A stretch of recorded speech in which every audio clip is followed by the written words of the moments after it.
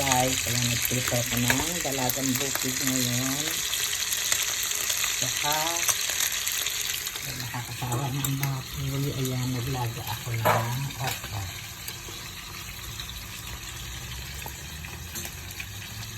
Malaki po ngayon. Okay na siya. Sakay na natin yan. Masarap yung nilagang okra. Sasawsaw sa batong balay. Sakay na natin. Okay na yan. Yan naman pakiyata. Dalagang bukid. Yan ang ulam ko. Ngayon lang. Yan ang ulam namin.